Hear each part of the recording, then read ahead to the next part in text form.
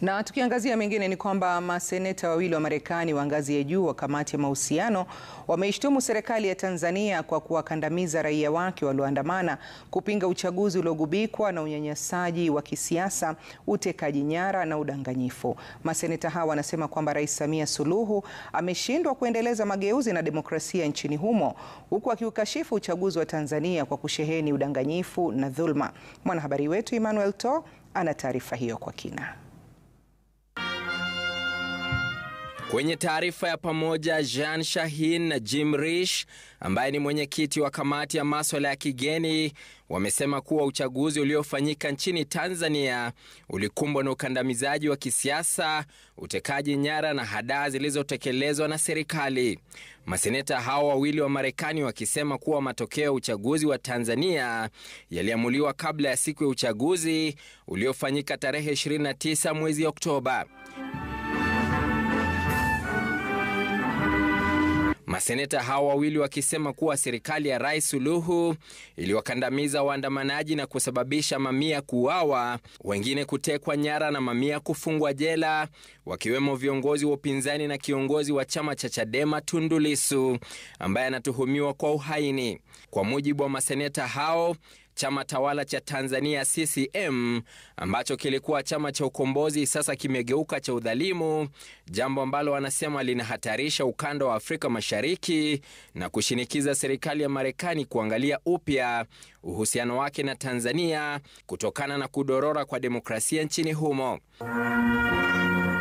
Akizungumza jijini Dodoma wakati wa kuapishwa kwa baraza jipya la mawaziri katika ikulu ya Chamwino, Bashiru Ali Kakurwa na hapa kwamba Rais Suluhu alitaja matukio ya ghasia za baada ya uchaguzi kama ambaye anaweza kuathiri taswira ya nchi hiyo kimataifa na haswa uwezo wa Tanzania kupata mikopo kutoka kwa taasisi za kimataifa.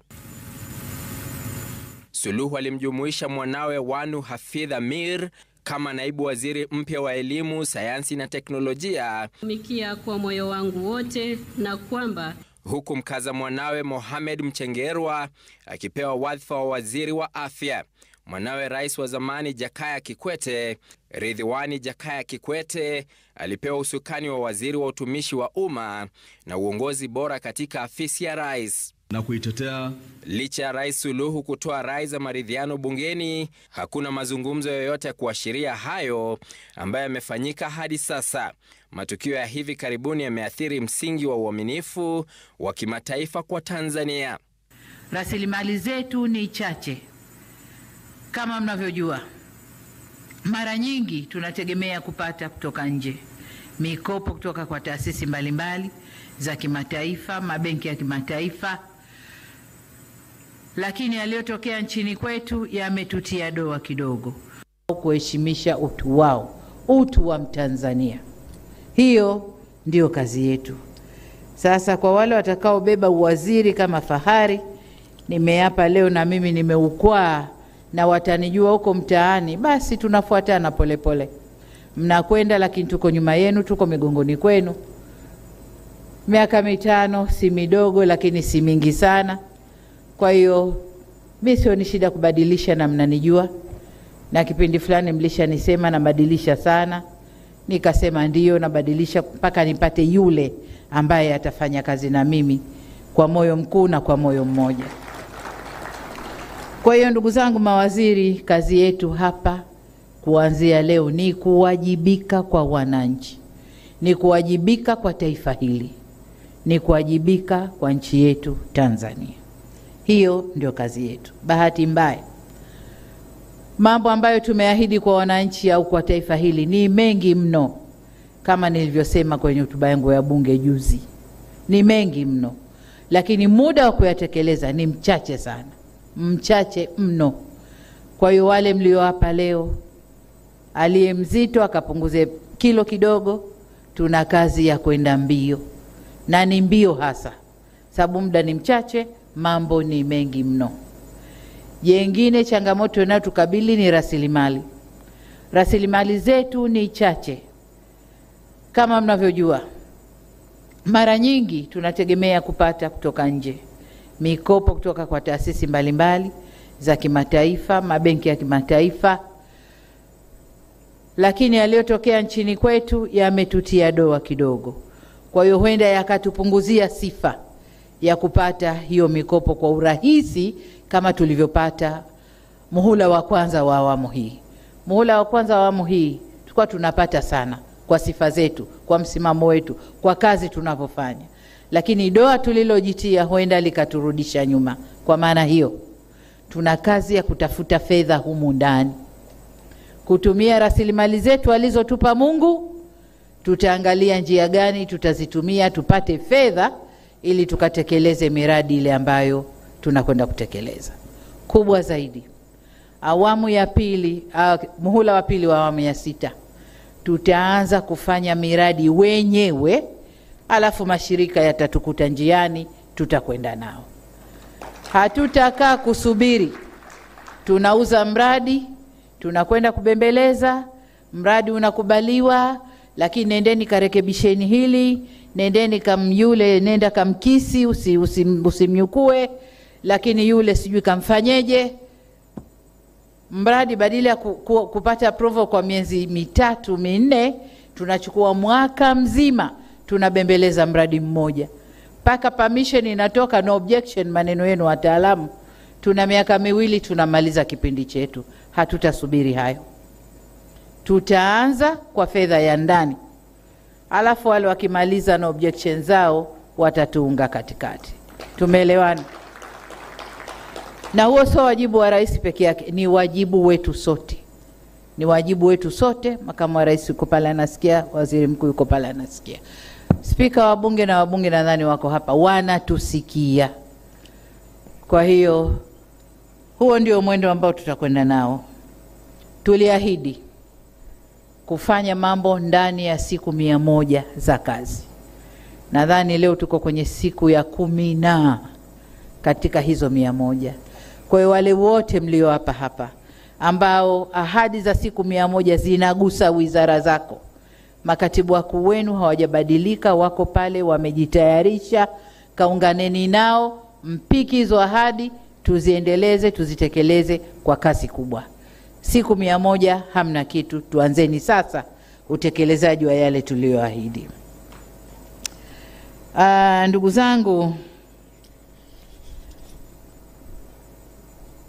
nimemwambia katibu mkuu kiongozi na natoa tangazo hapa kwamba tutakutana kesho kuanzia saa 4. Mawaziri wote na manaibu waziri mlio hapa, kesho saa 4 tutakuwa na kikao kazi. Tutakwenda kuyachambua yale yote ambayo tunapaswa kuyafanya kwa undani, kila mmoja ajue. Lakini sambamba na hilo ni kuagize katibu mkuu kiongozi, wakimaliza hapo wasichukue siku nyingi, uwawahi na ile retreat ya mawaziri na manaibu wako. Waende wakaeleweshwe vyema kilichoko mbele yao, wajibu wenu, dhima yenu, na haya niliyoyasema.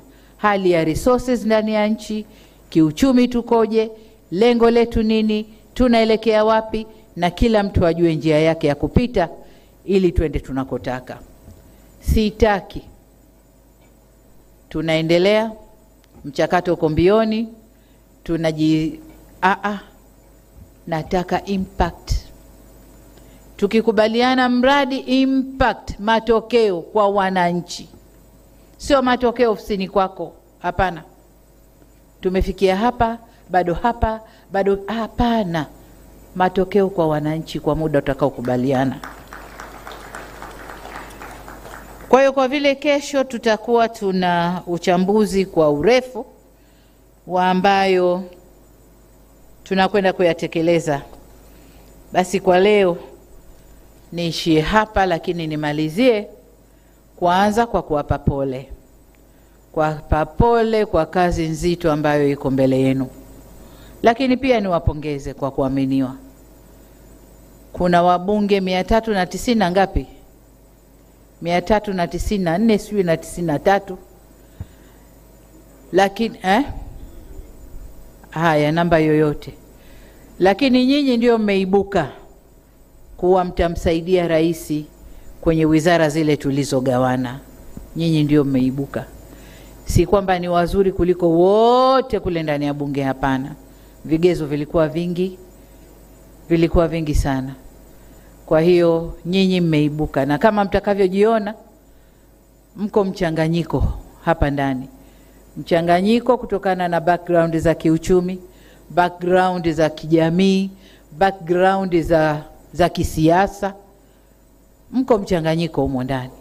Kwa sababu wote ni Watanzania na wote kazi yetu ni kuhudumia wananchi. Kwa hiyo niwaombe sana, tutasema mengi kesho tukikutana kwenye retreat. Leo itoshe kusema hongereni sana, lakini mna kazi kubwa mbele yenu. Basi asanteni sana kwa kunisikiliza. Asante sana, tunakushukuru. Naomba tusimame kwa heshima ya Mheshimiwa Rais wa Jamhuri ya Muungano wa Tanzania. Tanzania oye! Tanzania oye! Haya, asante sana, nashukuru.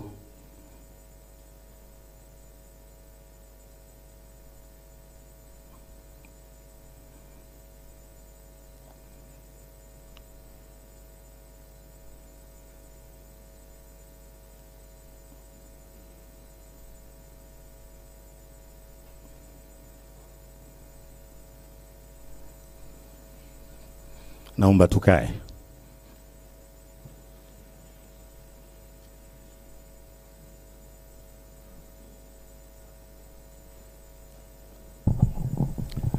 Mheshimiwa Rais, naomba uridhie kwa ajili ya picha za kumbukumbu. Tukio hili ni kubwa, na picha za kumbukumbu tutapiga hapo nyuma ya hema hili.